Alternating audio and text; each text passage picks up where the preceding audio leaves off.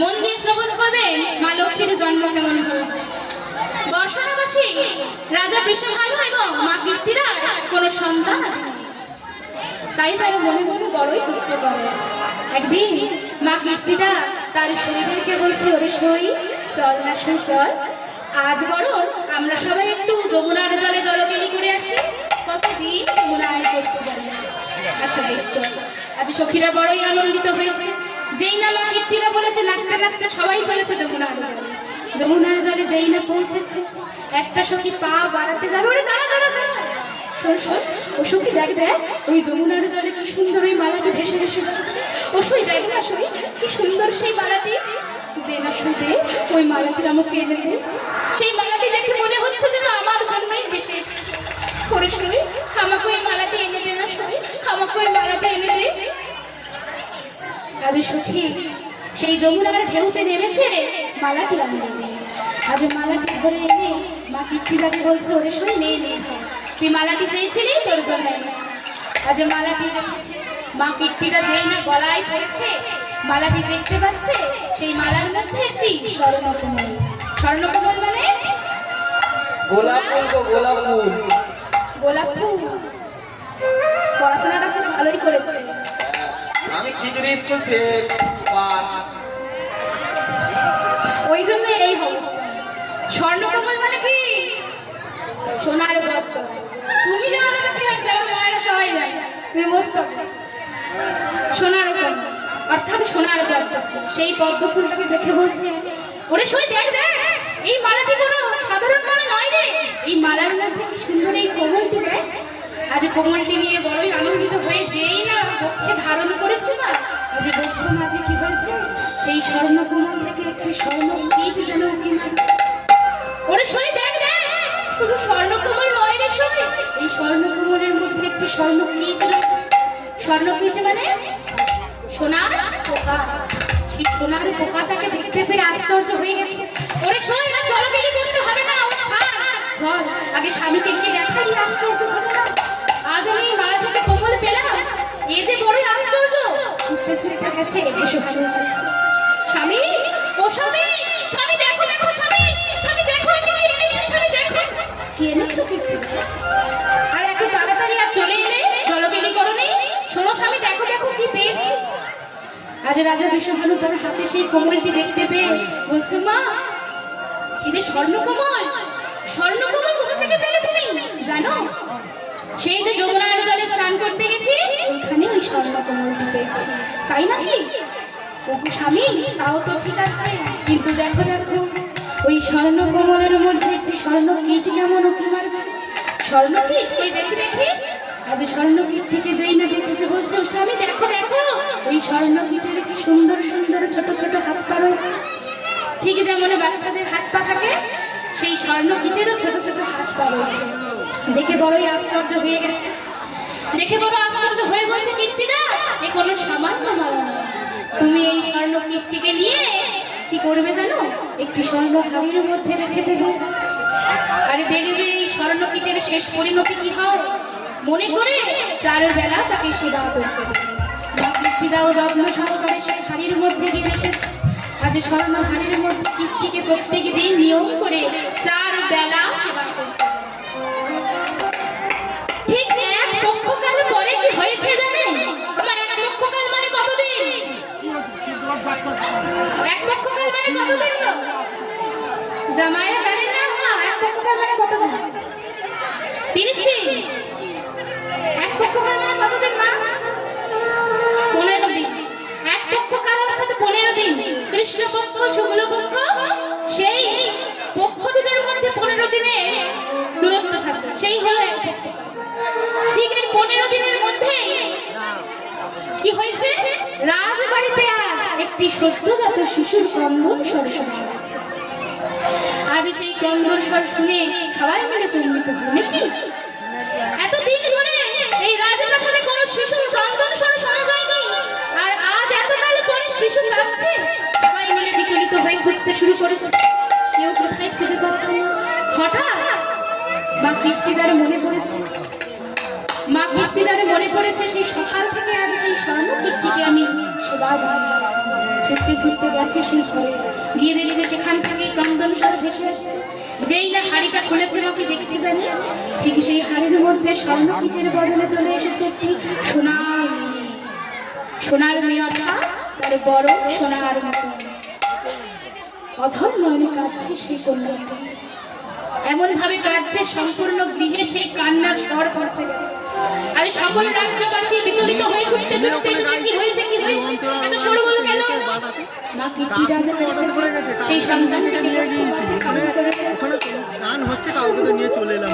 স্বামী গো, স্বামী দেখো, একেবারে দেখো, সেই স্বর্ণকিট ছিল, সেই স্বর্ণকিটটির বদলে, সেই স্বর্ণকিটের বদলে আমাদের কাছে সব সন্তান এসেছে। জানো স্বামী, এতদিন তো আমাদের কোনো সন্তান ছিল না। যদি বলতে আজ প্রভু সেই স্বর্ণকিটের বদলে আমাদের এই সন্তানকে দান করেছে। আজ থেকে এই কন্যা সন্তানই আমাদের কন্যা। কন্যা সন্তানকে বুকে জড়িয়ে ধরে কাঁদতে কাঁদতে বলছে, সবাইকে জানি না, সবাইকে জানি না, রাজা বৃষভানুর কন্যা হয়েছে। কিন্তু স্বামী গো, দেখো স্বামী দেখো, এই শিশুটি যে নয়ন মেলে যাচ্ছে না স্বামী, শিশুটি নয়নে মেলে যাচ্ছে না কেন? ওকে একবার ডাকো না, নয়ন মেলে যাচ্ছে না। তুমি চিন্তা করো না, বাচ্চা তো তাই হয়তো নয়ন মেলে চাইছে না, ঠিকই নয়ন মেলবে। তুমি দেখো আজ রাজ্যে রাজ্যে খবর পৌঁছে গেল রাজা এবং মা কীর্তিদার একটি কন্যা সন্তান হয়েছে।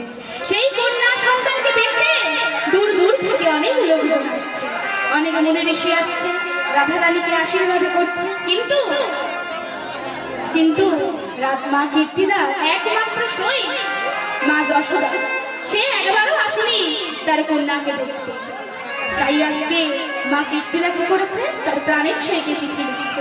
ওরে সই করে আমার প্রাণের সই যশোদা, ওরে যশোদা, শোন যশোদা, আমার একটি কন্যা সন্তান হয়েছে।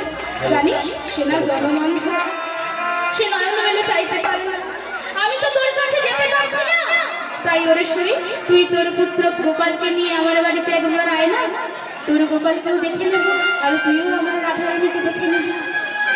আজ সন্তান নিয়ে মত্ত হয়েছে, আজ এই পত্রটি নিয়ে বৃন্দাবনে পৌঁছতে হবে। বৃন্দাবনে পৌঁছতে হবে, কারা কারা বৃন্দাবনে যাবেন পত্রটি দিতে? যাবেন তো? সবাই মিলে বৃন্দাবনে যাওয়া যাবে? যত রাধে রাধে রাধে না,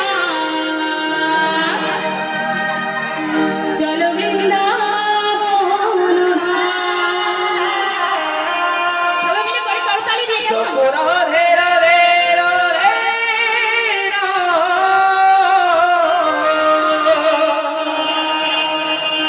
চলো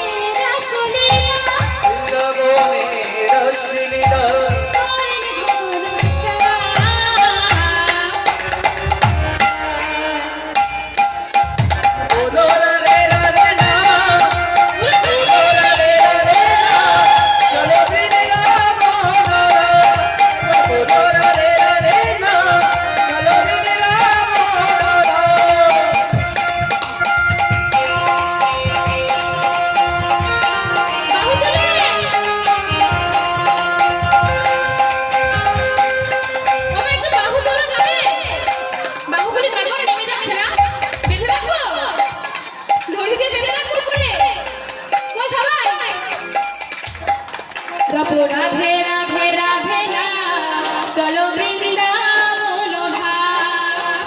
রাধে রাধে রাধে রাম চলো বৃন্দাবন ধাম। রাধে রাধে রাধে রাম চলো বৃন্দাবন ধাম।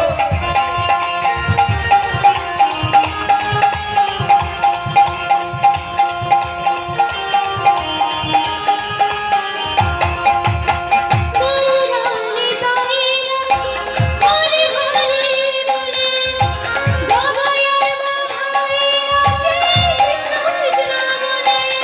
আর গৌরার নিতাই নাচে হরি হরি বলে, জগয়ের মালায় নাচে দুটি বাহু তুলে।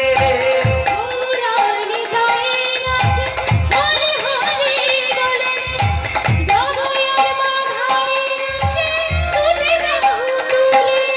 আর গৌরার নিতাই নাচে হরি হরি বলে, জগয়ের মালায় নাচে দুটি বাহু তুলে।